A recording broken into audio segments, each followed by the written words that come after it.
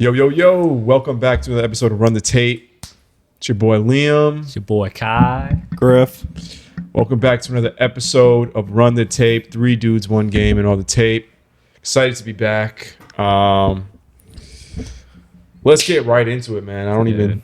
I mean, first let's talk a little. I mean, I know this is mainly a basketball show, but let's talk a little more about football. Yeah, man. might as well, man. Bro, I mean, football season is coming to Coming to a close. We're coming to the best part of the season, the playoffs.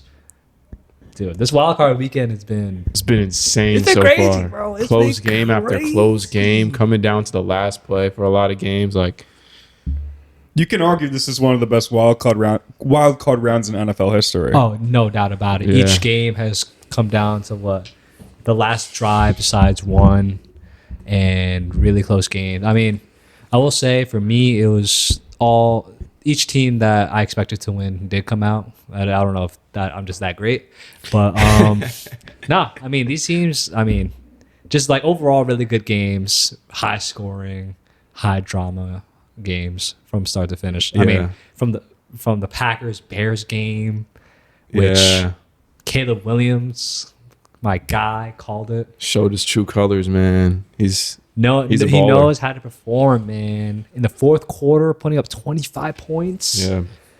100%. That was dude. one of the biggest choke jobs in NFL history by the Packers. Oh, because, dude, Jordan Love is overrated as hell. Jordan Love's not good. Also, the play calling in the second half for the Packers was terrible. Absolutely awful. Matt LaFleur should be ashamed of himself for that. Ben Johnson, what a pickup for the Bears, man. Ben Johnson is such a good coach. Hell of a coach.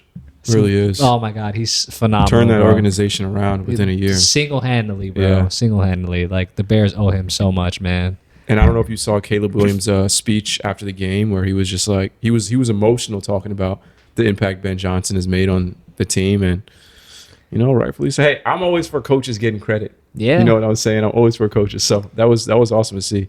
Even though I was going for the Packers that game, whatever. Yeah, man. Good story over Yeah, there. Jordan Love overrated. Another coach that did his thing, Kyle Shanahan, upsetting the Eagles on the Yeah. road. Guy. Unbelievable. That is a game that I did not think the 49ers had a chance, especially with all their injuries. The injuries. Especially with George Kittle getting hurt in the first few minutes of the Oh, game. God. Unfortunately, towards Achilles. Get I hope he better, gets George better Kittle. soon. But yeah.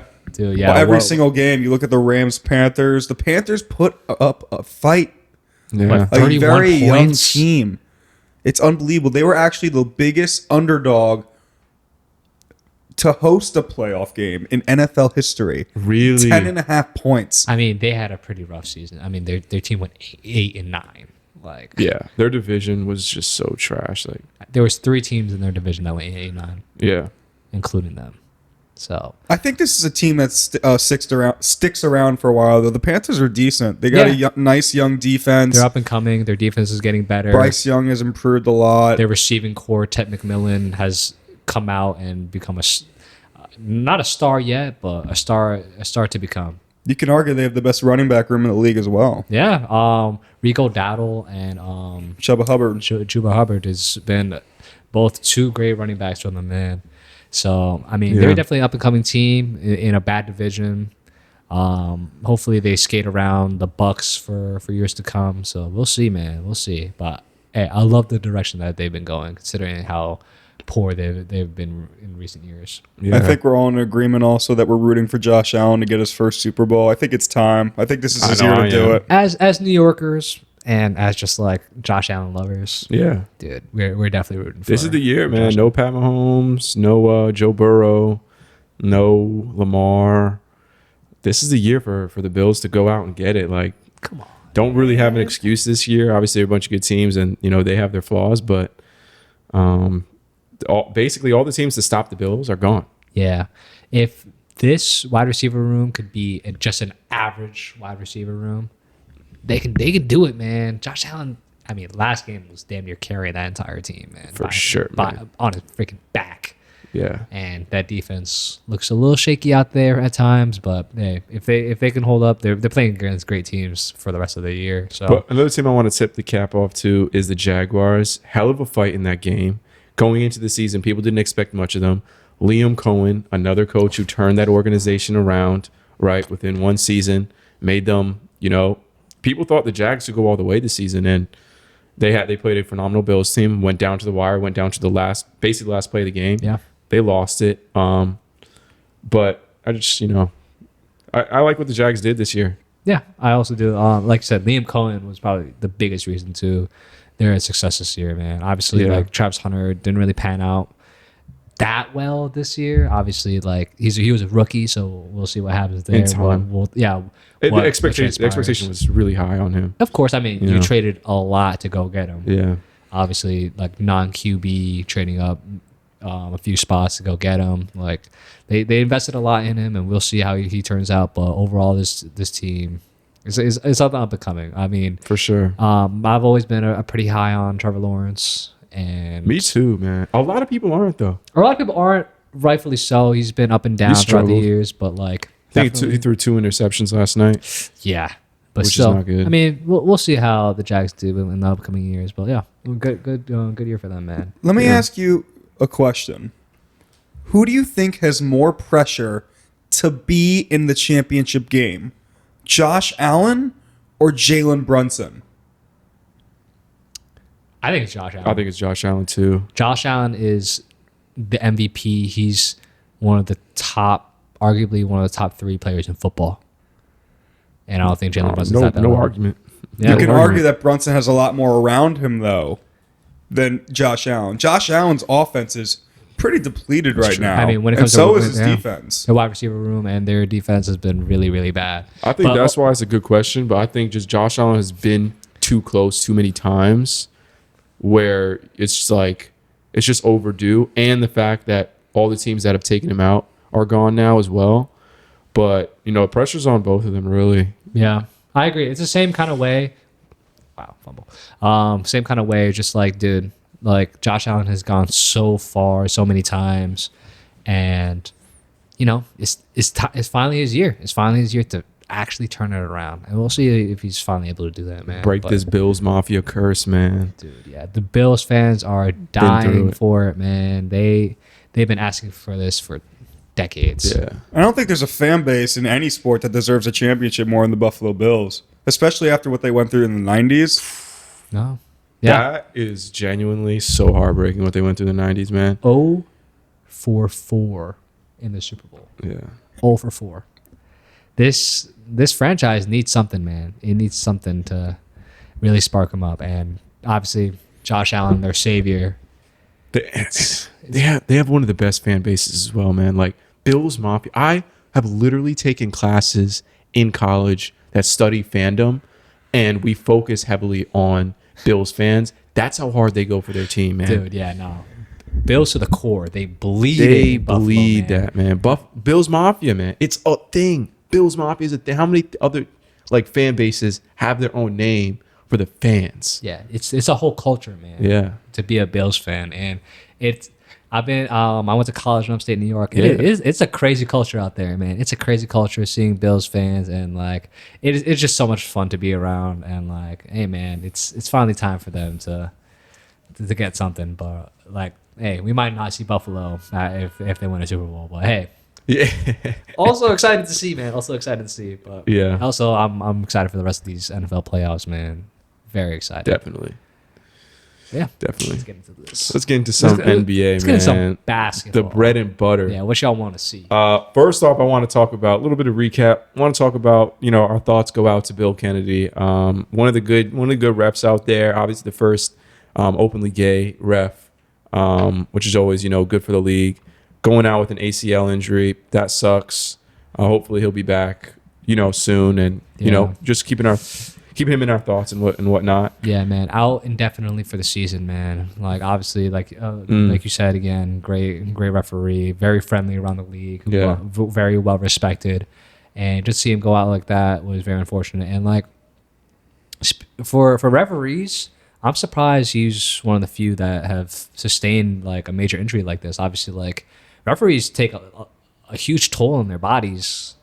They play I think they might ref more than 82 games. Mm-hmm. They're hopping city to city, and there's no sub for a ref. No. You run up and down that floor just as much as the players do. Exactly. Like It's a And hard job. it's a very hard job. You have to get calls right. You have to conditioning has to be top tier. And for him to be one of the few to get injured like this, it sucks for the league. It sucks for the league, man. It sucks for the league, and like I'm just intrigued and shocked that like something like this would happen. But hey, shouts out to him. Hopefully, a speedy recovery. And for me personally, when I'm watching an NBA game, one of the first things I'm watching for is who is reffing the game. And when there's a good staff on the court, I am excited for the game. Mm-hmm. And when there's some refs that who haven't made the best decisions or best calls in tight moments, I get a little nervous that they're gonna F up my team. But yeah, Bill Kennedy's one of the best in the league for sure at what he does, and hope he gets better soon and back for the playoffs, man. We need him. Agreed. Yeah. Another thing we didn't get a chance to talk about is Trae Young has finally departed the Atlanta Hawks, being traded for Corey Kispert and C.J. McCollum. No picks in that trade. He is now on the Washington Wizards. What are your thoughts of this trade? I mean, Griff, I know you're a Hawks fan. Yeah, at first I definitely thought that it wasn't enough. I would have liked to gotten 1 or 2 first-round picks as well, in addition to what we got. But I am fully into this Jalen Johnson chapter of our existence. As you should be. I think it's time to truly build around him. I think it's time to put shooters around him. I think it's time to free up cap space for Jalen Johnson and truly build around him. I think Corey Kispert's a good piece, over 40% three-point shooter. And for this season, like C.J. McCollum is going to do what he does. He's having an incredible year. It's true. And I think he'll definitely upgrade our team as far as shooting and scoring. And yeah, maybe we can re-sign him to a team-friendly deal next year. I wouldn't be opposed to that. Veterans minimum, probably. I think he's worth more than that, to be honest. Okay, that's fair. But I think the biggest thing that the Atlanta Hawks could take from this is that they're opening up cap space, and that's something that they needed desperately. Trae Young was getting paid like what, $55 million? Yeah, around $50 million. Dude, like that's a lot of cap space for someone who was barely playing games. And to have that cap space freed up, obviously we heard rumors of like Anthony Davis obviously sustaining another injury once again, like holds that trade a little bit. But hey, this is good for Atlanta and for the future and what they need. Like I said, freeing up cap space is the biggest problem that they had. 100%. You're gonna have C.J. McCollum's contract done. You're gonna have Porzingis contracts done. That's $60 million alone, maybe a little bit more right there. Right there, just right there. So you have a lot of flexibility going into this summer, which I really love. And I think we should definitely retain Quinn Snyder and really see what this team can do moving forward. Do you think Atlanta retains Quinn Snyder? I do. I see no reason why they would fire him. I don't think anything that's happened with Atlanta is his fault. I think there just hasn't been a good fit. I agree, but like in today's game and how like coaches get let go, with the records that they've been receiving over the past few years, I can see Quinn Snyder leaving. As much as I disagree with that. Yeah, you're not wrong. I mean, like you said, with how these NBA head coaches have been treated the past couple years, anything's possible. But there's not a lot of like coaches I would rather have than Quinn Snyder right now that are available. You know how I feel about Taylor Jenkins, but he's already been in Atlanta as an assistant. Yeah. I don't see him going back. No. I don't think Mike Malone, fits our system. No. Yeah, I think we stick with Quinn Snyder. I think we do. Yeah, and I can agree with that. Yeah, I mean, I would definitely stick with Quinn. I think really highly of him. As for the trade, disappointed. Disappointed, honestly. I really thought Atlanta could get a lot more for Trae Young. In terms of picks? Definitely in terms of picks, but also in terms of player assets. I guess C.J. McCollum's a great player, and Corey Kispert is still, a work in progress. Yeah. But Trae Young's value to me is just so much higher than that. And, I understand opening the cap space is definitely helpful, especially after, the signing of Dyson Daniels and how that's panned out. But, and then also just I think Trae Young to the Wizards doesn't really make a lot of sense to me. I understand that they're trying to go for a younger timeline. Trae Young to me is not so much of a younger Wizards timeline kind of player. I think he's more at the point of his career where he's win now. I don't think he's going to age very good, and that's why I don't think the Wizards is really a good fit for him. I know he wanted to be there, but it doesn't really move me going forward. It doesn't really move me with anything. And I would have liked to see, as much as I hate Atlanta, which I want to get to in a sec, I would have liked to see that the Hawks go for a little more, get a little more out of Trae Young, especially the position they're in with Jalen Johnson being so, he's ready to compete now, it looks like, the way he's playing. But I feel like there's just a little more context to it. Obviously, why the Wizards weren't willing to give up things like a first rounders, because first rounders for them are super valuable at this point. They're a team that's not willing to give up first round picks, especially for a player like Trae Young, because at that point you're giving up potentially future stars. Keep in mind, obviously the Wizards are not doing that well. But you're getting a guaranteed star. Guaranteed star. We know what Trae Young is. And like you said, on the end of the spectrum, it's like you're taking a gamble in taking Trae Young, right? Regardless if they gave up essentially nothing. That's the gamble that they're willing to make, because they essentially are giving up nothing. And if it fits with their timeline or not, doesn't really matter.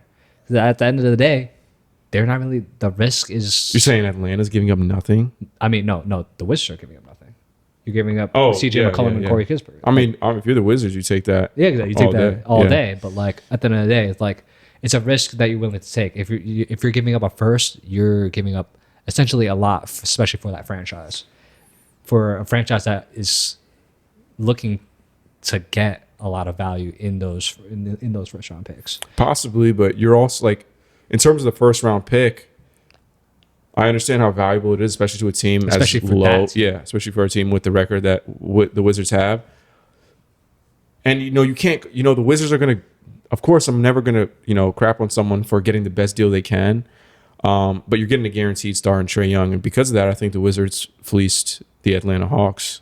I think that Trae Young is going to outperform that trade, even though it may not lead to anything because of the timeline. I think it's just timeline's a little messed up for the Wizards, but they got a good deal.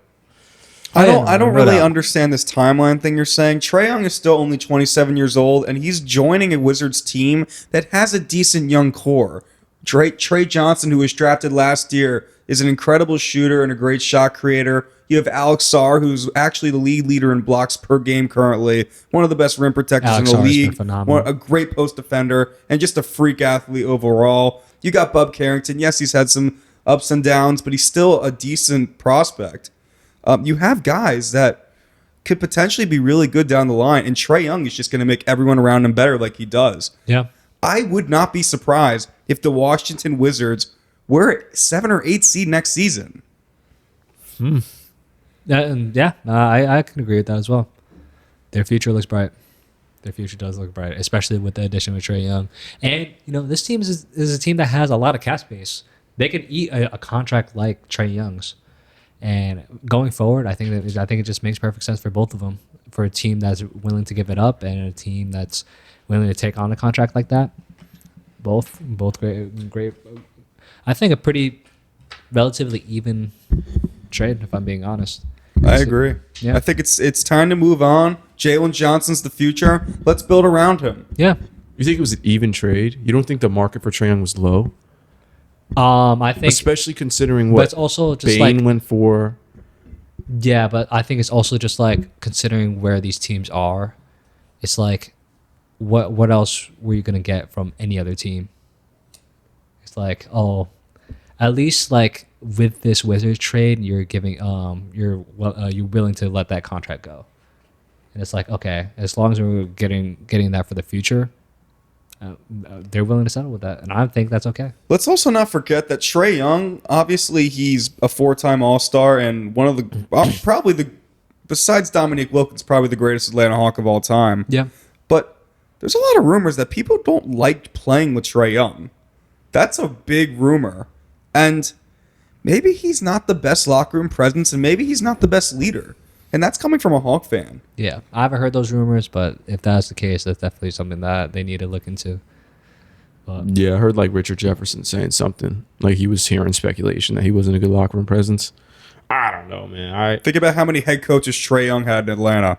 I'm also the same guy who thinks that I don't necessarily think that Trae Young was a problem with Atlanta, and I would have liked to see them play more games together. So I don't know, but such as that. Let's talk about another guy who's on the trade block right now, Ja Morant. It looks like they're going to blow it up in Memphis. Obviously, they traded Desmond Bane this offseason, got a big haul. It's about time. In return, Ja Morant's now on that chopping block. What are potential trade destinations for Ja Morant? Obviously, point guards. Point guards are needed around the league. You look at the Houston Rockets, they need a point guard. You look at Minnesota, they need a point guard. You look at, I can't think of other teams off the top of my head, but there's a market for point guards. Ja Morant, though, I don't know if there's a market. Considering how little Trae Young went for, I don't know if who holds more value, Trae Young or Ja Morant. What are we thinking? I mean, I obviously think that Ja Morant holds more value than Trae Young, especially at this point in their careers. But if you're any team, I don't know what team would be willing to invest in Ja Morant if they're looking to win games. High key, I'm not very high on Ja Morant. I think his style of play is just not good for winning games and stuff, especially if they're looking for him to be the second option on a team. Him being such a ball dominant player, never really thought of him as a pass first kind of guy. You're taking a very, very big gamble in taking on a player like Ja Morant. So I'm not really sure what teams would be willing to take him on. But what do you guys think? I would say this is definitely a talent versus risk situation.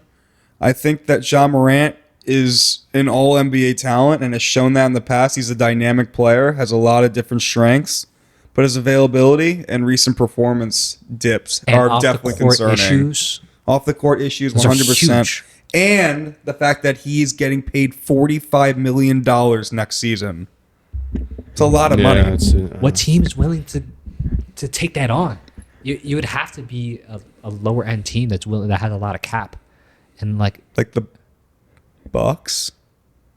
The Bucks don't really have that either. That's one of the teams, though. They could make it work, though. They could definitely make it work. You make the right trade pieces, they can make that work. Oh my god! But I don't think that makes them any better. I don't think they go too much higher in the playoff seeding. I don't think they're contenders at all. I don't think that even in the slightest. I think the pairing of Giannis and Ja Morant is actually toxic. Do you think Ja Morant is worth 2 first-round picks? I could see him go for 2. I'm not that low on him to say that he's not below 2. Yeah, I think he's definitely worth 2. But 3 is high key pushing it. Yeah. If he goes to 3, then I'm really questioning whatever franchise is trading for him, because 3 is a lot. I mean, realistically, what are the teams? The Bucks, the Timberwolves, the Nets.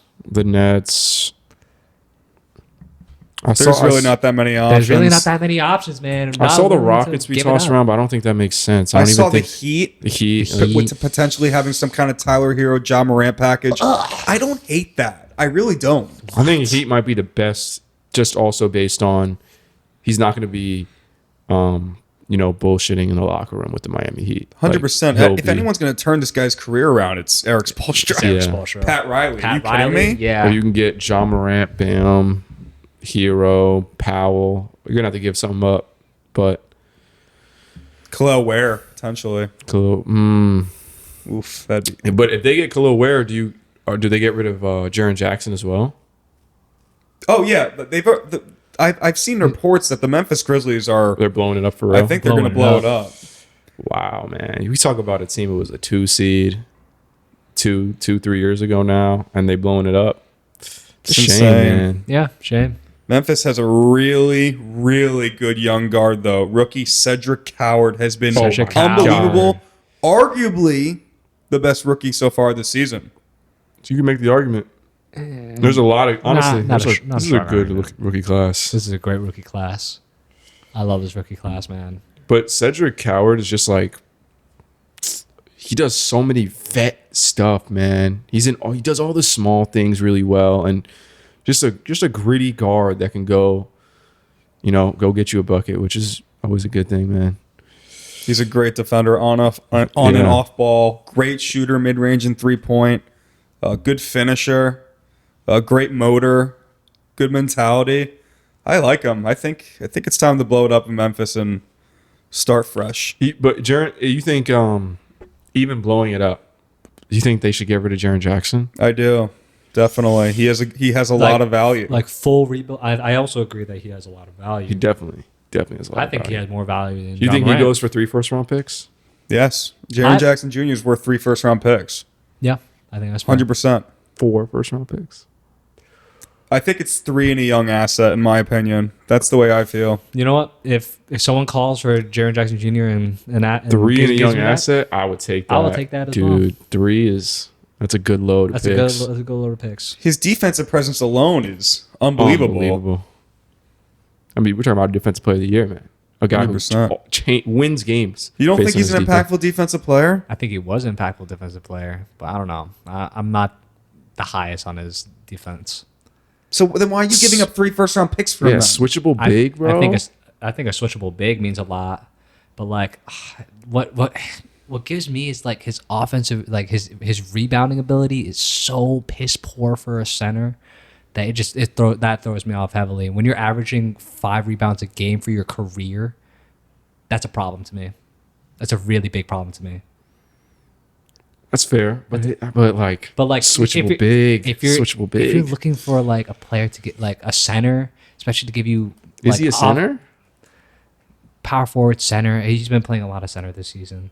Yeah, but like if you're looking for a center to give you like rebounding presence, you're not gonna go for Jaren Jackson Jr. He's like one of the worst rebounders in the league. I agree, but I see him more as a power forward. Like he can stretch the floor a little bit, and if you're looking looking for a power forward, then maybe I think that's the perfect route to go for. But Jaren Jackson Jr. is an elite shot blocker. He's a shot blocker. Yeah. He's a mobile big with great length. Like it's a hard thing to find. Yeah, I mean, I think 3 in a young asset. I think honestly, that's another team giving up 3 in a young asset. It's a lot, man. Yeah, it's a lot. But if you're Memphis, you take that. Yeah, no doubt. For a team that's struggling like this bad, for sure. Yeah, for sure. So Ja to Milwaukee, you say no. You say no. Yeah, I don't think it makes them contenders. I think either. also that Damian Lillard situation, cutting him like that, also just bleeds into that as well. And it's like, dude, you're not getting much. Your team's not in contention with Ja Morant. It's not. Yeah, Milwaukee's in just a rough spot. At the same time, though, it's like a team they kind of need to get Ja Morant. But in a team sense. like the Bucks are more looking for like shooters, people to surround Giannis. And Ja Morant is the opposite of a shooter. I think he's actually very inefficient this season. Extremely inefficient, especially from 3. Yeah. And for someone like Giannis, who's at this point looking to kick out to shooters, he's terrible at that. And that's just not in the Bucks timeline. I don't think or anything that they need at this point. Like what is he going to use for? Do you think Giannis's game is becoming obsolete gradually? Definitely not. Yeah. I think his game is actually almost timeless. I think his game is timeless, but like if you're comparing it to the rest of the NBA, it's very different from how anybody plays. But gotta keep in mind this player is super efficient, no matter where he is. It's just that like the players that you surround him with, they're not really doing much. So yeah, I don't know, man. I think if the Bucks were in a way better position, Giannis would be thriving. But you got to consider what he has around him. So that's what I think. Yeah, super unfortunate, man. That the Dame injury really altered so much of Giannis's career that you can't even talk about it because it didn't pan out. But if Dame doesn't get injured in that playoff run, who knows what happens? And from then on, like they don't have this $50 million that they can't use. All right, let's get into the next one. Another player who, this guy might be on the trading block as well. Zach LaVine. He's been bounced around all over the place.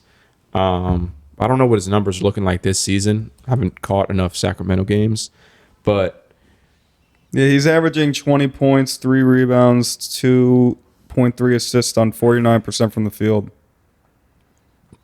49% ain't bad. It's sufficient. How many threes is he taking?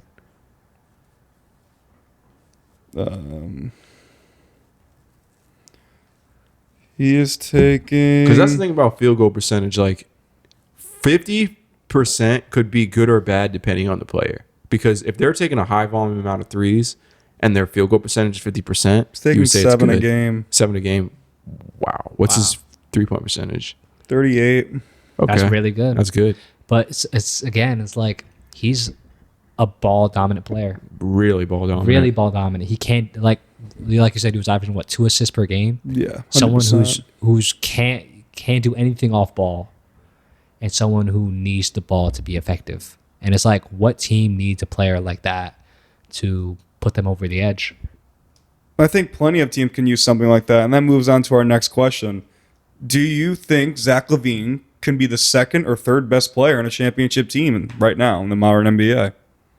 I think there's places for him to be.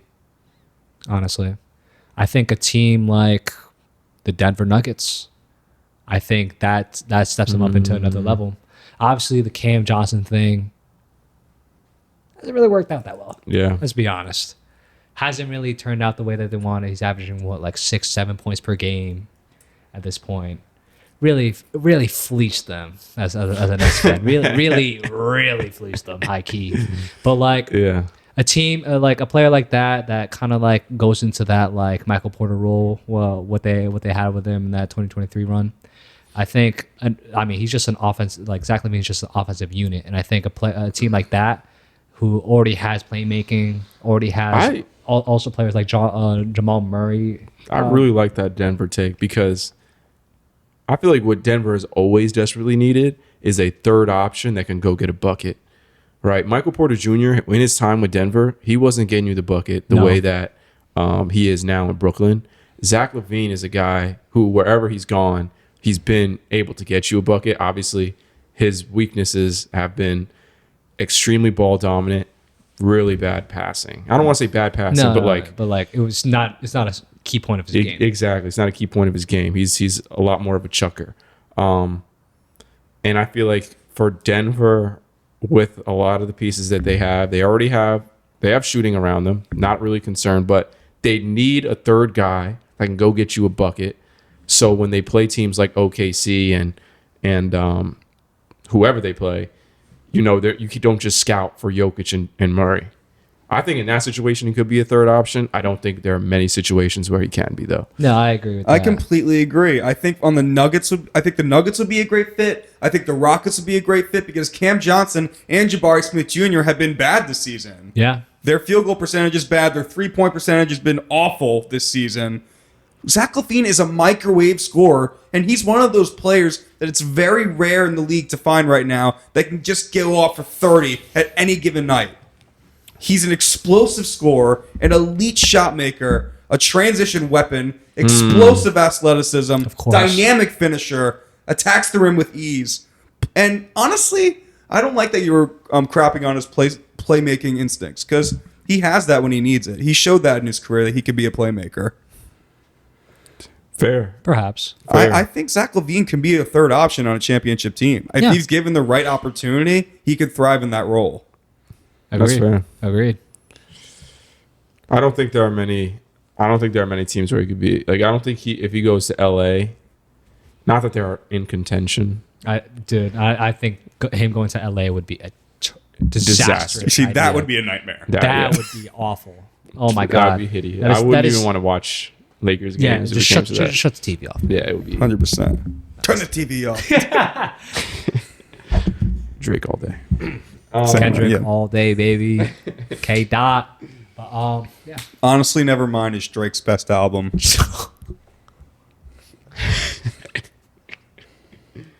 Anyway, next question. All right. We like saying jokes on this podcast. It's not a joke. He doesn't mean I do. Let's get into the next. Let's do Hall of Famer or Hall of Really Good. All right. Hall of Famer or Hall of Really Good. I'm going to name the player. You tell me if they're a Hall of Famer or if they're Hall of Really Good. Let's start off with my favorite player, Russell Westbrook. Hall of Famer or Hall of Really Good? He's 100% a He's Hall of Famer. First ballot, He's a Hall of Famer. 100%. He's a Hall of Famer for sure, bro. Come on. You don't think Westbrook's a Hall of Famer? Dude, he's top 10 in like Are you so kidding me? many statistical categories. He's the all-time leading scorer as a point guard. He's an Nah, MVP. he's a Hall of Famer. He's an Yeah, NBA come on. MVP. What are you talking about? God, bro. If you didn't Scared me. he's a Hall of Famer. He is only a Hall of Famer. No, not only. Okay, I'll give him his props this one time. He had a really good beginning to his career. What he did in 2016 or 2017, absolutely iconic. First player to average triple-double since Oscar Robinson. But in all honesty, he is mostly a Hall of Famer because of the place he holds in our hearts. The stuff that he went through when Kevin Durant left and the hardship that he went through with OKC was the highlight of his career. I don't think talent-wise, he's a Hall of Famer, but because of the place that he holds in all NBA fans' hearts, you can't tell the story of basketball without Russell Westbrook. Therefore, he's a Hall of Famer. I'll give you that. But other than that, I'm not giving you nothing. So, Russell Westbrook, all right, good. Jamal Murray. Last time we had a heated discussion on Jamal Murray. Excited to hear what we're going to say. I'd say he is a Hall of Famer. Oh, the I championship does it for you? I think the championship does it for me. I think the playoff impact does it for me. I mean, arguably one of the top 10, top 15 best playoff performers of all time. And when you put yourself in that realm of one of the best playoff performers of all time, Playoff risers of all playoff time. risers, you gotta give props are due. And Jamal Murray, like same way with Russell Westbrook, you can't talk about basketball without talking about Jamal Murray.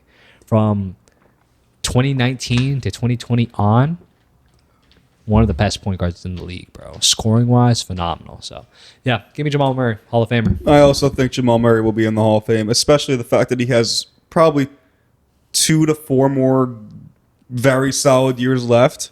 Let me just remind you guys: 0 All-Star appearances, 0 All-NBA appearances. I think that changes this year. I think he at least holds one spot on either of those things. I think he should honestly been an all-star for the past few years, but been fleeced. But now I feel like this year he's really taken his own to becoming an all-star this year. Also, injuries have affected that over Agreed. his career. Agreed. The amount of games he's played. There's a lot of context with his career, but like I said, when we're talking about the most important parts of the NBA, it's the playoffs. Yeah, And I think that he always shows up. I think that matters the most. I think that matters a lot. And without a doubt, I can always trust that he's going to elevate your team. So yeah, Hall of Famer. I agree. I think he'll be a Hall of Famer, especially when it's all said and done. I don't know if he'll get an All NBA appearance just because of how heavy the guard position is nowadays. But Agreed. He's definitely deserving of probably an All NBA appearance in the past couple of years if it wasn't for injuries that have taken him out for large portions of the season, where I don't think he's even been eligible. And then the championship run, he was vital in that, and this, that, and the third. Every playoff run, honestly. Yeah. Next one, Bam Adebayo. Multiple time All-Star. Don't know how many All-NBA. 2 finals runs. Obviously vital in those finals runs. USA gold medal. No, not yet. You don't think so? No, I don't think Bam has the resume currently to be a Hall of Famer. Absolutely not. I think he eventually could be a Hall of Famer and probably will be a Hall of Famer. But as of right now, there is no way Bam Adebayo is a Hall of Famer. Wait. No way. What else does he need in his resume? His resume is stacked compared to these other players. Compared to what other players? We're talking about Hall of Famers right now. I mean, yeah, we're talking about a player that's been to the finals twice as the second best player on their team and been to many ECFs as well.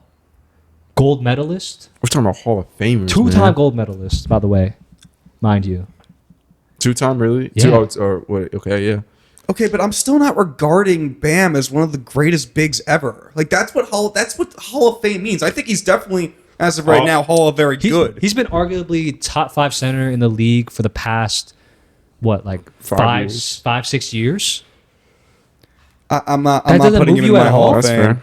I'm not. There's no way. Dude, He has not done enough. He's been arguably top 5 center And in the don't league. don't talk about the Olympic stuff. Don't talk about the Olympic stuff. That matters. It's the Basketball Hall of Fame, not the NBA Hall of Fame. I know, but the Olympic teams are loaded. They could have won easily without Bam Adebayo. 100%. But still, like that. It's not. The I think Olympic that does team matter, though. isn't moving you over the top. I think it moves you a little bit. Damn, I don't really think so. Dude, NBA play and international play mean totally different things. And having 2 gold medals, I think, means a lot. I don't think it means a lot when you're on Team USA. I completely agree. No, I disagree. It means a with that, lot if man. you're on. If a silver medal means a lot if you're on a European team, but Team USA, like that's a guaranteed gold. If you don't get it, Guaranteed it's honestly. gold now. If you don't get it, it has a bigger effect on your legacy than if you do get it. Dude, Bam Adebayo played better than a lot of these other Hall of Famers on that team anyway. I think Bam needs Played to be better than Joel Embiid. He played better than Jason Tatum. Okay, relax. Tatum barely got any minutes during that. Did he play better than Joel Embiid? Joel Embiid sucked during that Olympic run. He played more minutes than Joel Embiid played more minutes than him in the final 2 games against Serbia and against France. And what'd he do? He got cooked by Nikola Jokic. Absolutely smoked. How many Name a points player he put who up? hasn't got cooked by Nikola Jokic. Very good point. But still, what did he put up? I don't think he put up a single 10-point game. And in the second half, he didn't play that at all. Either way, you can say that about a lot of players on Team USA. That's Still, not. man, It's not. I hold him. I think Bam needs at least 8 or 9 All-Stars. I think he needs to go on another couple playoff runs. And I think he needs a DPOY to be in the Hall of Fame. I don't think he needs a DPOY. What? Like, what are we talking about? That is the biggest part of his game. And you guys always say, no, he's always been like top 2 or top 3 in Defensive Player of the Year votes. Because he is. But he's never been the best defensive player in the NBA. For the past 6 years, he's been in top 5 DPOY voting. Okay, I understand that, but he's never been the best. I just don't think Bam is a Hall of Famer right now. As of right now. You think Bam's a Hall of Famer right now? Are you kidding me? Right now. What else do you need? Because what else do you need in his career? He's done everything What has you Bam need. done? Bro, he's done more than freaking all these other players. What are we talking about? But what other players? What other like players? You regard Kevin Love as a Hall of Famer, right? Kevin Yes. Love has a championship. Dude, as the third option. A vital third option. He beat the greatest team Okay. of all time. Let's not act vital like he was like, oh. If they don't have Kevin Love, they don't win that I championship. completely agree. I completely Stop agree. that, man. Stop Yeah, that. but like, come on, man. Bam Kevin- Adebayo was one of the main reasons they made it to 2 finals.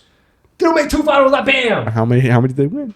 Huh? How many did they None, win? because they were going against 2 of the top 10 players of all time. You even said that Bam isn't even that good. You were regarding Jimmy Butler's finals runs as just Jimmy Butler. You were saying 100%. Bam wasn't You even did say that that, good. Kai. I agree. But defensive presence, Bam any day, bro. Come on now. I don't even understand. All right. But hey, look, honestly, I'm not even going to answer the Bam one. I don't know, man. I don't know. It's tough. It's 50-50 for him right now. Multiple time I think All-Star. by the time he's done, he'll be a Hall of Famer. But His stats are right also now, underwhelming. man, if he just retired in But the middle of the It's night, beyond stats too, bro. You gotta look at eye test and what he's done.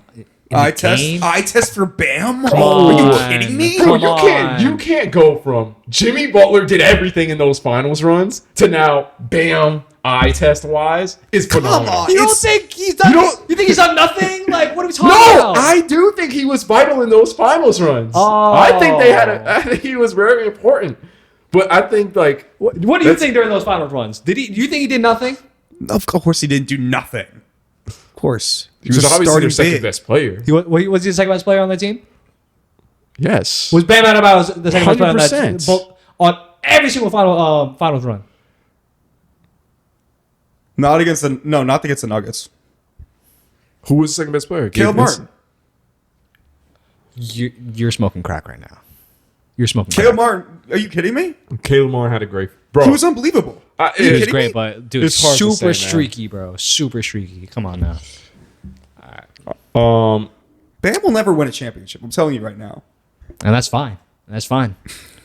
He's made it further than There most are many Hall of bro. Famers though that haven't won championships. One Hall of Famer that always comes to my mind.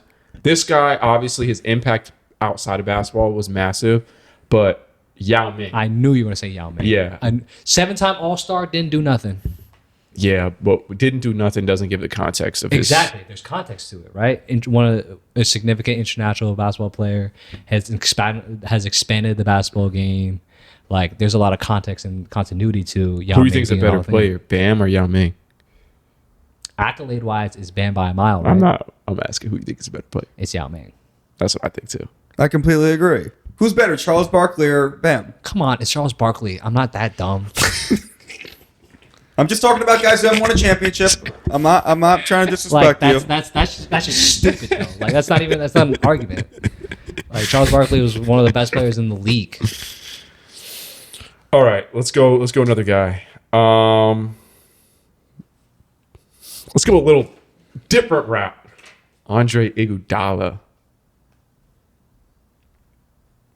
This guy got accolades, man. He got accolade. all-star appearances. He got Accolade. what? 3 rings? 4 rings? Accolades. Accolades. There's only a Finals MVP. That's accolades. That's the one accolade that really matters in his Hall of Fame discussion.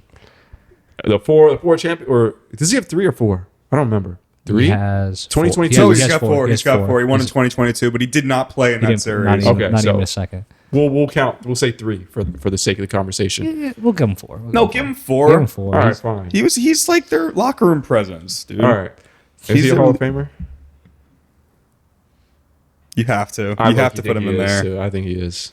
I think like you just, bro, what he did first of all in 2015. I know people give him so much crap for like letting LeBron average 35 on him, but the fact of the matter is, the Warriors dynasty starts with that championship. Without Iguodala, they don't have that championship. I think if you're a Finals MVP, you should be in the Hall of Fame no matter what. That's the way I see it. That is the most impressive thing you can win in the NBA, in my opinion. No, it's definitely the most impressive award that you can win in the NBA.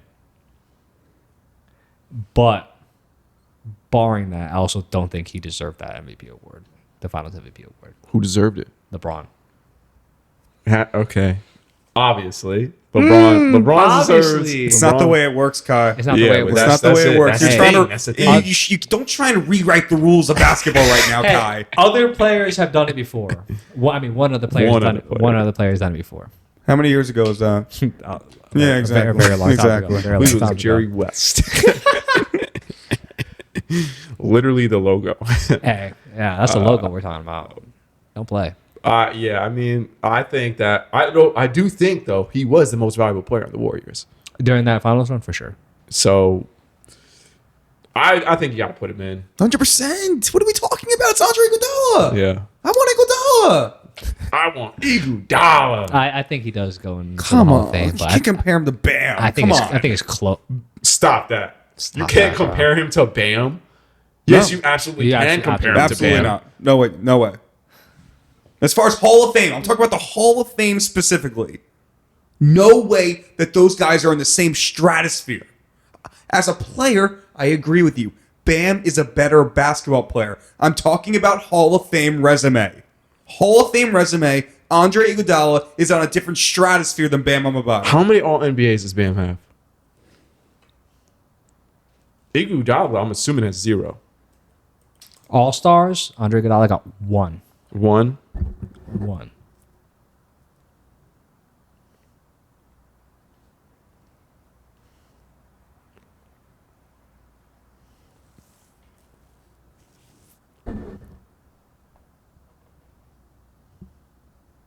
Does Bam even have an All NBA? He does not.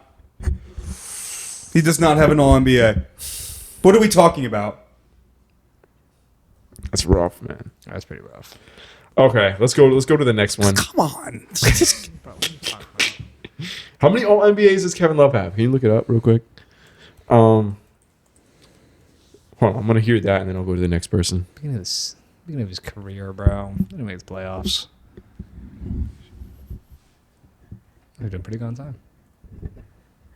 He's got 2. Okay. There we go, K-Love. There we go, K-Love. Dude, not moved a little bit, bro. What teams was that on, bro? 2012, 2014. Oh, wow. Crazy. 2012, 2014. Okay. One Timberwolves. Yeah. And then, That's impressive, man. All NBA is impressive. Stop it. all right, it's impressive. Top It's 15 in the league, kind of ish. Let's go Chris Middleton. We're talking about real fringe all Hall of Famers right now. Chris Middleton, like, obviously great finals run. We're talking about a 50, 40, 90 player over multiple seasons, one of the most efficient scorers of all time. Never really put up those crazy numbers that we see from scorers, though. And, I mean, he has a championship as well as a second option.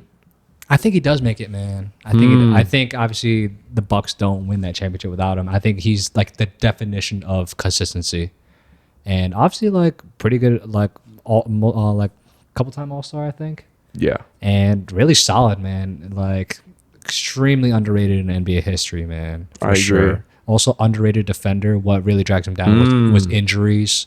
Injuries kind of plagued his career a lot of it, especially toward the latter half of his career. But yeah, Chris Middleton, undoubtedly like extremely underrated. Let's put him in the Hall of Fame. He's definitely underrated for sure. As far as scoring the basketball, and that finals run was unbelievable. But he's in the Hall of very good. He's in the Hall of very good. Honestly, at this one, I won't argue too much because I can see your argument. Why? This is a guy who had 1 or 2 really good years in the playoffs. Oh, actually, one only really good. That finals run was his only really good year in the playoffs. And I just don't think he has enough. I don't. He really has no accolades besides the championship. How many all NBA teams? 0? 0, Probably yeah. 0, yeah. Dang, man. Yeah, he's a 3-time All-Star. Yeah, Is he considered a small forward or shooting guard? small forward? I would put him as a small forward. For sure. It's a shame, man. He is one of the greatest mid-range shooters of all time, though. Without a doubt. Yeah, you gotta give him that. All right. Hey, hold on. What do you think? Chris Middleton, Hall of Famer or not? You got to answer the questions, Yeah, dude. come on now. Come on. Chris Middleton, Hall of Famer or not? I'm going Hall of Famer, man. I really like his game. I like what he plays. I like what he's been able to accomplish. 50, 40, 90 over multiple seasons. The NBA championship. And like you said, just underrated guy, man. He's also got a gold medal. I think that matters. Damn, y'all really like. Wait, time out. Oh my God. Chris Middleton's gold medal means something? Bro. That guy did not play, Yo, dude. you're acting like a gold medal is like literally like a piece of candy. A gold medal matters if you were an impactful part of that team. Chris Middleton did not play on that 2020 Tokyo gold medal. I agree. What are you talking about? I agree, but like still, like damn, like you really don't not hold gold medals to no standard. I just told you, if you played, it means something. If you are on the bench, means nothing. You are along for the ride. Awesome. To me, it really depends on the circumstance, on like how you win your gold medal too. Like for me, a lot of like Carmelo Anthony's gold medals don't really mean much to me. As like the first option on those teams. First win. Kobe Bryant, LeBron James. He was never a first option on a gold medal team. 2016. Carmelo Anthony is considered one of the greatest 2016, Olympic basketball Kevin players Durant. ever. Who else was on the 2016 team? Was it Melo the highest scorer on 2016? Nah, that's when they had Kevin Durant. They also had Melo. Who else they had? Didn't Melo come off the bench in 2016 for that gold medal team? I'm not too sure. But remember, I mean, he But was even like those ones, just like USA was supposed to win and they won. I don't know. It doesn't move me. In 2016, he became the all-time leading U.S. Olympic scorer during the tournament. That was eventually, I believe, broken by Kevin Durant, right? Yeah. In 2012 in London, he had the most amount of points in a game in U.S. Olympic history with 37 on 10 of 12 shooting from the three-point line. Carmelo Anthony is known as one of the greatest Olympic players of all time. Yeah. I don't think that's a fair point. Every single one of those 3 gold medals, Carmelo Anthony was a huge part of that. Yeah. Huge. Bro, their team was loaded. Their team was absolutely loaded. It's the same reason why, personally, I take away from Kevin Durant's championships is because they were supposed to win and they won. Carmelo Anthony averaged 16 points, 5 rebounds on 48% from the field and 52 from the three-point line in 2012. He averaged 12 points, 5 rebounds, and 3 assists in 2016. How do you want me to react to that? With a stacked roster, those stats are unbelievable. Are you 16 kidding me? points per game is unbelievable. We're playing with LeBron James. What are you talking about? International play. That doesn't mean that does not. No, it doesn't mean anything. Actually, that means nothing. Like 16 points a game on a roster like that it means nothing to me. Kai, help me out here. Dude, how much are you do kidding think me? LeBron was averaging What? during? How much? And you think when anyone brings up LeBron James, they're bringing up the Olympic gold medals. LeBron couldn't have had any gold medals. It wouldn't change a damn thing in his legacy. It's because LeBron James has won literally every single achievement you could think of. I'm just saying, man. What do you think? Like, Needs, come on. What do you think? Wait, time out. If one USA player has a gold medal, right, and another player doesn't, but everything else is equal about those players, I don't give a damn that one player has a gold medal. They were supposed to win. Let me ask you a question. What means more to Carmelo Anthony's Hall of Fame resume? His 2003 national championship with Syracuse, or his 3 gold medals in the Olympics? Definitely the championship with Syracuse. I don't agree. I Actually, don't agree. I agree with actually that? disagree with that. I don't agree at all. Carmelo Anthony's Syracuse championship was one of the most historic NCAA championships in NCAA history. The NCAA championship might be the hardest championship to win in general. And he did it in 1 year. Carmelo Anthony, when he won his 3rd gold, was the first United States basketball player to win 3 gold medals. Okay? And I don't think they played one game in those 3 years where they were underdogs, bro. Not one game in 3 years where they were underdogs. That doesn't mean anything.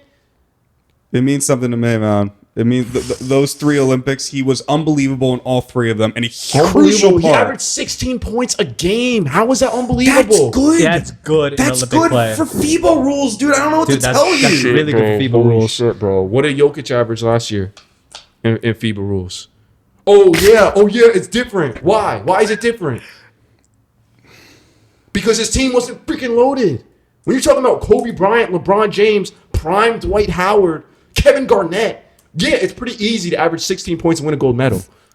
Carmelo Anthony's nickname was Captain America for how good he was in the Olympics for the United States. I'm just putting that out there. I know, man. And not once were they an underdog, man. All right. Let's go to another player. Oh, shoot. Brook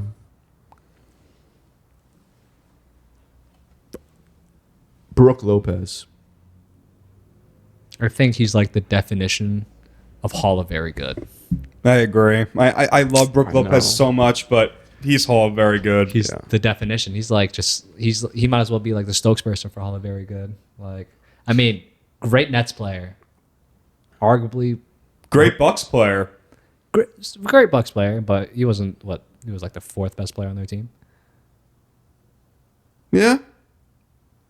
Still crucial. Still crucial. I'll give him one he of the had best moments. defenders in the league when he was on the Bucks. for sure. But obviously his most meaningful time in the NBA was with the Nets. Yeah. And he's literally their leading scorer. At one point, you would have said that Brook Lopez was going to have a Hall of Fame career. But I think it's just like when he decided to take that back seat towards the end of his time in Brooklyn and then his whole Milwaukee time. I don't want to say it hurt his legacy. I mean, dude got a championship off of it, but Yeah, of course. he just settled into his role, and that's why Yeah. I think he's Hall of Very Good. I know, He it settled just into his sucks, role. man. He did what he had to do, and at the end of the day, he won a championship. Which I think I'm going to it teach means my a lot. kids about Brook Lopez. For sure. 100%. They have to know, man. And the thing about Brook Lopez that is so impressive is the way his game evolved over time. Yeah. This guy went from being one of the best rim protectors and post scorers to being a massive stretch 5 who was averaging, I think it was like 45% from the 3-point line for many years in a row. Like this, he turned himself into a real shooter. Yeah. And there was a point in Brook Lopez's career where you did not leave him open on the 3-point line. You just couldn't. No, you couldn't. 100%. Yeah. Especially during that 2021 championship in Milwaukee. Of course. That duo of Brook Lopez and Giannis was it was beautiful They played because so well together. you know Giannis is really more of a 5, and then Brook Lopez by that point in his career completely transformed his game into being like a real 3-point threat. He wasn't even scoring the post really. No. He was just staying out on 3, letting Giannis score in the post. One of the more underrated duos, if you want to call it that, in the history of the game. I want to move on to another topic. Another great player who, you know, maybe is a Hall of Fame case, probably not, but his prime was absolutely unbelievable, and a lot of ball heads know about this guy. Prime Boogie Cousins with the Sacramento Kings, absolutely unbelievable. Went on a tear. People feared him. Do you have his stats up? I do. And I'm going to give you the 2016-2017, the year before he got traded to the Pelicans. He averaged 29 points, 11 rebounds, 5 assists, 1.3 blocks, 1.4 steals, 46% from the field, and 38% from the three-point line. For a big. That's really good. Unbelievable. 38% from the 3-point line? Yes. Of how many attempts? 5. Whoa. That's solid for a big. People really forget about Boogie, man. Some of my answers might change just based on what you just... I didn't realize those were the stats, bro. The year 29 points per But, game. but that's his best season, right? That was his best season. Yeah, that was his best season. But the year before this and the year before that, his stats are pretty much identical. I can't stress that enough. The year before, he had 28, 10 rebounds, 3 assists, a block and a half, and almost 2 steals. This guy was a good defensive player too. Like, people forget about Boogie Cousins' defense. This was a solid defensive player. Yeah, for sure. All right, let me name some guys. Let's start off a little easier. Andre Drummond. It's Boogie Cousins. I'm definitely going Boogie Cousins. And we moving on quickly. I don't think man. they're in the same stratosphere as a basketball player. Agreed. That's fair.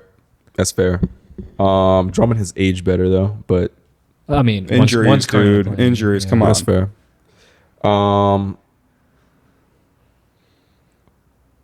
Let's go DeAndre Jordan. I'm going Boogie Cousins. It's not even close. I agree. It's not even close. Boogie Cousins, from an offensive standpoint alone, was something we rarely see from a player. So much more dynamic than DeAndre Jordan ever was. I mean, yeah, of course. I'm still going Boogie Cousins, but I think it's a closer argument than Andre Drummond. But yeah, we move. Al Horford.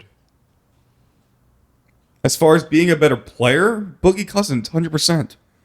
I mean, peak for peak, Peak for peak, Yeah, it's Boogie Cousins. 100%. It's, of course, not close. 100%. Al Horford was an all-star in his heyday, and But he was productive, If you're talking longevity and career, no doubt. Al Al Horford, Horford. yes. It's Al Horford. One of those guys is a Hall of Famer, and one of those guys is Hall of Very Good. You think differently? you don't think Al Horford's a Hall of Famer? No, I'm just No, he he Al is saying- Horford is a Hall of Famer. He's saying Boogie is the Hall of Very Good. Oh, okay. Okay. I thought you said the opposite. And oh my god, I'll be scared. By the Wait, way, no, by the way, Boogie Cousins easily could have been a Hall of Famer if his knee Could've didn't been. get blown out. Could have been. Okay. I'm glad the clarification was there. Yeah. I thought you said the opposite. Al Horford's longevity alone puts him in the Hall of Fame. Okay. That's my opinion. Okay, agreed. Yeah, But yes, I think peak for peak, Boogie Cousins is the better player yeah, in peak every for peak. aspect of his And game. Just Every remind- aspect. Just to say, the question is prime Boogie Cousins or it's not Boogie Cousins or Yeah. prime Boogie Cousins. Yeah, and obviously clears Al Horford in that aspect. Let's go Zubac. It's Boogie Cousins. It's Boogie Cousins. It's Peak for Boogie peak. Peak for peak is Boogie Cousins. No, it's Boogie. Okay. The only thing I'm thinking about though is like I don't know if prime Boogie Cousins could contribute. Not that Zubac has contributed to a championship team, but I don't know if prime Boogie Cousins could have contributed to a championship team and put up those same numbers.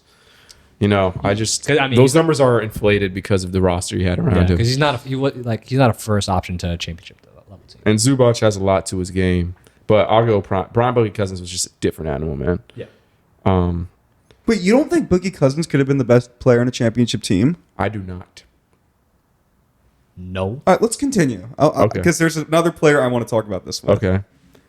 With this question? Yeah. Okay. I know you're going to say him any second. Am I? Yeah. All right. Let me go Sabonis. Prime Boogie Cousins or Sabonis? This one's tough, actually, to me. Because Sabonis, what he does all around is Sabonis' passing ability I mean, his playmaking ability is just so good. is so good, man. He's just not a bad like shooter as well. Yeah. Not great. Not but- great. No, stop. Are you talking about Sabonis' shooting? Are you kidding me? Bro, I mean- Stop. He doesn't have a shot. Boogie Cousins was a sniper. You're right. Okay, Compared to I- Boogie, I- yeah. yeah, I agree. No, hands down. Let's not Boogie. forget, this is the third splash, bro. Third. If an you old don't know, meme. you know. It's an old But meme. the Olympic team, he called himself the Oh, third like, splash. I'm the Yeah, Third splash, brother. Yeah, I remember that. Come on, I wish he followed along with that. Would have been My fun. bad. I forgot. I didn't. Boogie Cousins' peak is better than Sabonis'. So stop. Come on. And I understand that Sabonis all around. Would you rather have? I think I would rather have Sabonis in his peak than I would Boogie Cousins. I don't agree at all. Dude, he was the reason why the Kings made the playoffs. They didn't make the playoffs. Oh, Sabonis. Sabonis. Yeah. Remember, he made it to the 3rd seed. And Yeah, what happened? What happened? did Boogie Cousins ever do that for the Kings? Did Boogie Cousins have anyone remotely close to De'Aaron Fox? Look at Boogie Cousins' fair. teams. Boogie Cousins had no one. Boogie Cousins never played with an all-star. True. Up until later in his career. But yeah, true. This was one of the worst eras of Kings basketball by far. And there's been some low moments for that franchise. Boogie Cousins had no one. Absolutely no one. Yeah. Next. And do Sabonis' you mean? defense. He had to be- Sabonis' defense. Oh my god. His defense sucks. Whoa. What? What do you mean what? Yo, what are you talking, bro? Sabonis' defense. I'm ain't taking trash, Boogie Cousins' man. defense. Dude, What do you mean? Boogie Cousins' defense is not elite. It's better than Sabonis. Is it? Dude, are you Is it? serious? It is. Sabonis averages like 20 rebounds a game? That's true. Wait. We're talking rebounds as far as defense? Okay, this is actually a hot question on NBA. No. It's. We're Is already. rebounds part of defense? No, don't even get me started. This is. What do you think? Yeah, what do you think? I don't think it is.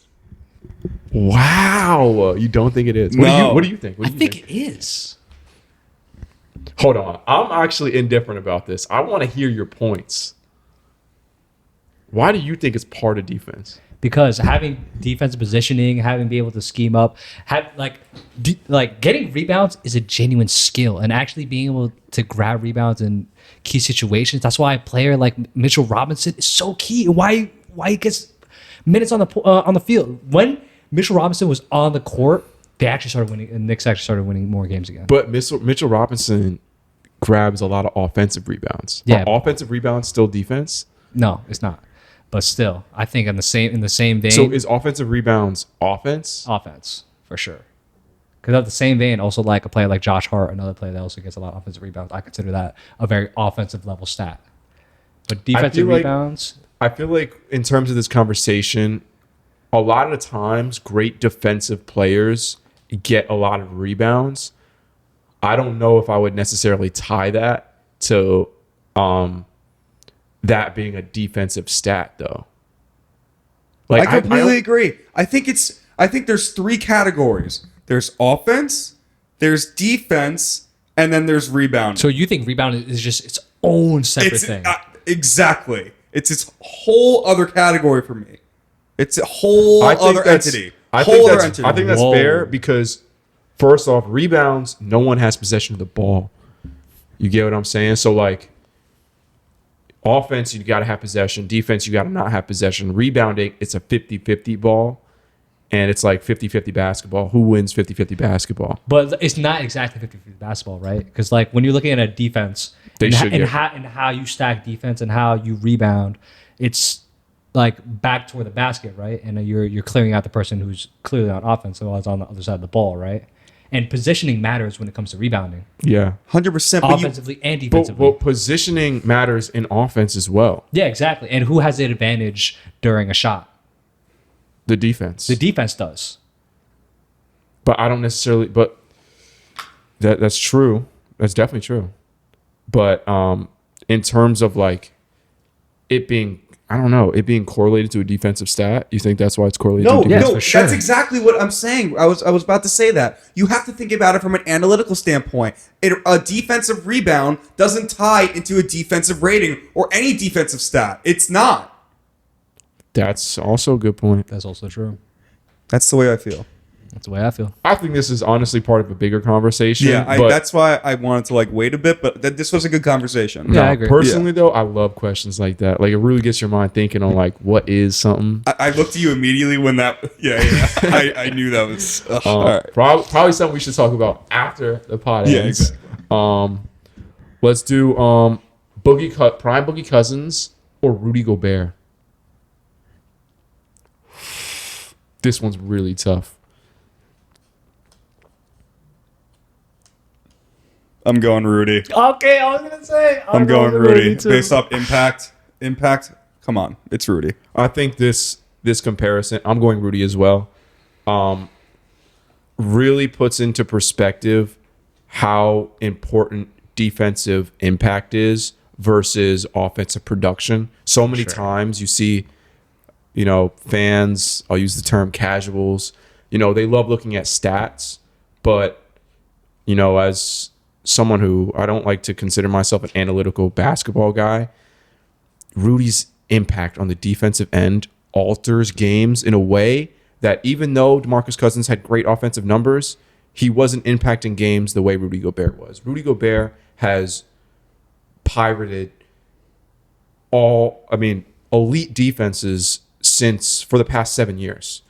Right, you can't look at a Rudy Gobert team and say they are a bad defensive team. That's how impactful he was. We're talking about a Western Conference Finals run, 60, I think multiple 60-win teams, if I'm not mistaken. Just powerhouses in the Western Conference, largely known as the harder NBA conference. I would go Rudy as well. Yeah, Rudy for sure. I mean, when you're the best in the league at something, I think that means a lot. And Rudy's been the best defender in the NBA for the past several years. Yeah. As much as people hate it. You can argue Rudy Gobert is one of the greatest defensive bigs of this era. Yeah. And Rudy Gobert is a guy who just flat out wins basketball games for you. In his 12 years in the NBA, he's made the playoffs 10 times. That is ridiculous in it alone. In two separate franchises. That as is well. impact. That is straight impact. And that's why you have to put Rudy over Boogie Cousins. And may I talk about the Olympics a little bit? Rudy Gobert's impact on Team France's team is far more impressive than any gold medal that any USA player will ever win. Why is that? What? Because of how little is expected out of the French teams and how impactful Rudy Gobert is to their success. To the French team success? Yeah. You realize... You didn't play, right? You barely played. Yeah.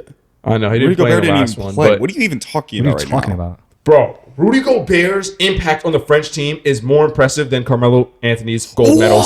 Oh my God. No, there's no way you just said that. Yup. You're going to get canceled. You're going to I get don't canceled care. for that. I don't care. It's correct. It's not. It is correct. Rudy Gobert. I'm talking about in the holistically of Rudy Gobert's time with the French.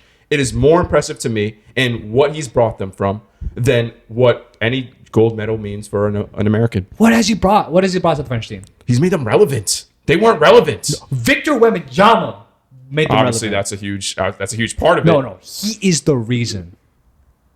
I mean, I Okay, believe first that of is all, a you're huge part of it. talking about some guy. There's some guys you're missing here. I know who you're going to say. Tony Parker, come on.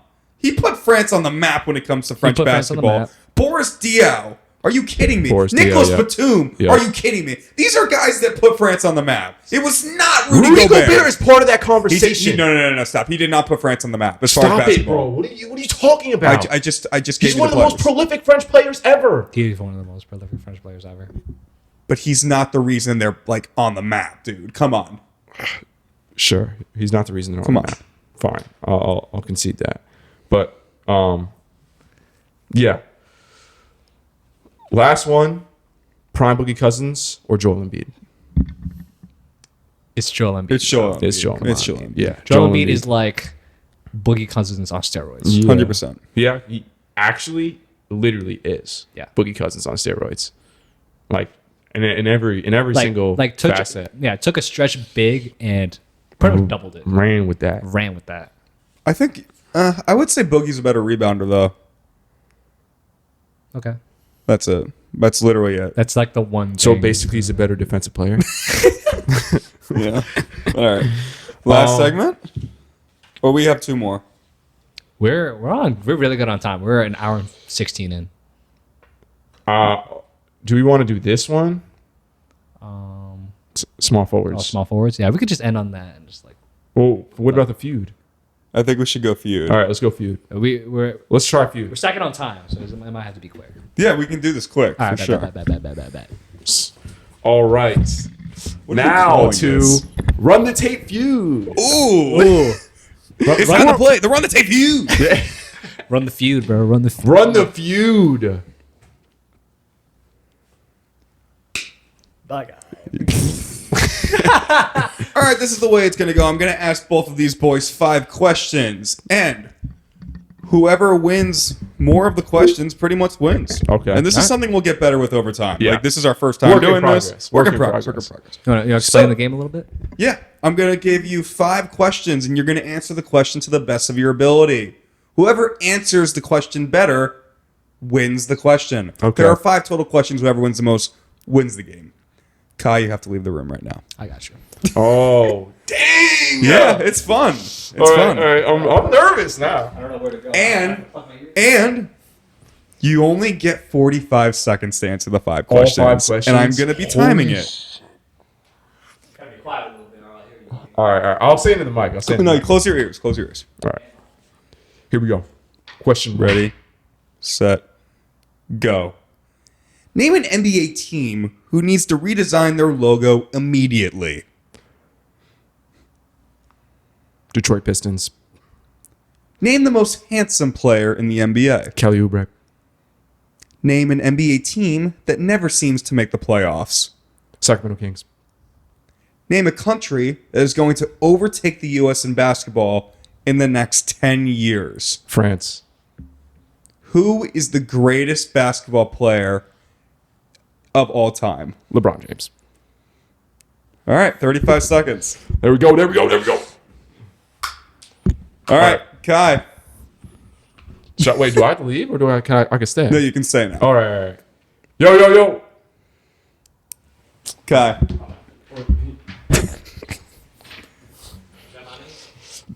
I'm not gonna lie, Kai. You might be cooked, bro. Yeah, we're going to have to figure this You No, might be- it benefits him that he went first for sure.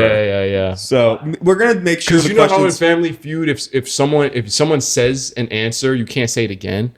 And you just made the perfect answer. A lot of them were really good, man. I don't know. You'll hear the questions. I think for the next time we do this, we go like harder questions. Okay, yeah. Yeah. All right. Ready? But this is a good first run. All right, Yeah. how many seconds do I get? 45. 45. I'm- You I want got me to it. do the seconds? Yeah, sure. All right. My bad. Hold on.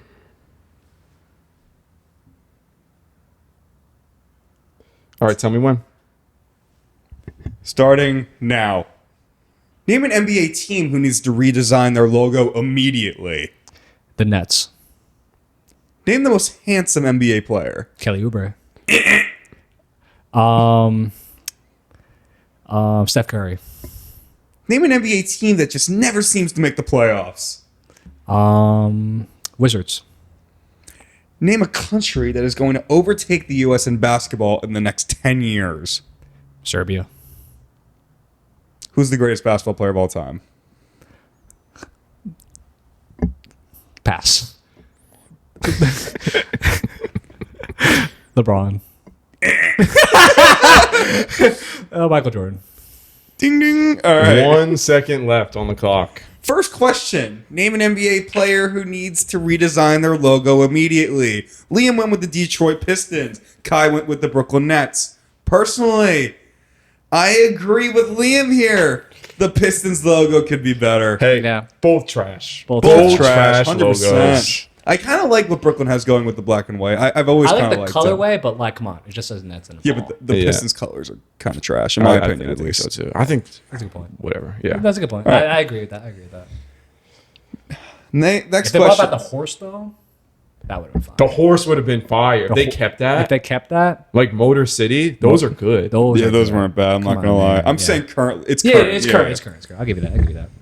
Name the most handsome player. Liam said Kelly Oubre. Oh, Is it not true? It's true. Kai went with Steph Curry. I'm gonna go with Kelly Oubre here. I think it's pretty Wow. obvious. Yeah, it's pretty 2-0. obvious. Name an NBA team that has never seems to make the playoffs. Liam said the Kings. Kai said the Wizards. I'm gonna go with the Wizards here. Appreciate that. Yeah. When you said Appreciate the that. Wizards, I was like, oh, that's a really good one. No, that's a poverty. We're talking about poverty. That's a poverty franchise. Both of them are poverty. Both of them are poverty. 2-1. 2-1. I said name a country that's going to overtake the U.S. in basketball in the next 10 years. I know what he said. Yeah. Liam said France. Kai said Serbia. I'm going to go with Kai here. 100%. I think as far as development, Serbia has unlocked something that we haven't seen before. There's a lot of up-and-coming Serbian players that are going to be special. I will say the way Serbia teaches basketball is amongst a really like one of the best ways to teach basketball. I agree. In like just showing them how to develop players, like I'm gonna say it's way better than the US. There are so many countries that are way better than the U.S. in terms of developing basketball, just minds in general now. It's honestly disgusting. Something that we'll talk about in our next episode. But, Yeah. Did you hear what you saw what Steve Nash said the other Yep. I definitely Genius. Oh. Steve Nash is a genius. absolute genius. Yeah. But you will get to that in the next episode. And the last question, who is the GOAT? Liam said LeBron James.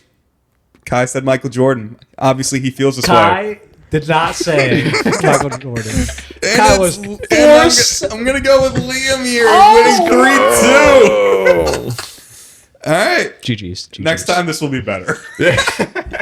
I- We're I- going to I figure sure this hope out. Yeah, we're working on it. promise. Hey, stick with us. Stick with us. All right. That concludes today's episode of Run the Tape. Like, comment, subscribe. Love the hate comments. Yes, please. You know, please leave all the criticism that you want in Send those us comment DMs, sections. like, sure, the okay. DMs, whatever it may be. We love it all. Oh wow. Let us know what you think of the NFL segment. Might be something that we're trying to add. We're going to try to do WNBA when that comes around and MLB when that comes around. But we're obviously basketball guys, so we focus on that. Like I already said, like, comment, subscribe. And until next time, let's run the tape. Let's run the tape.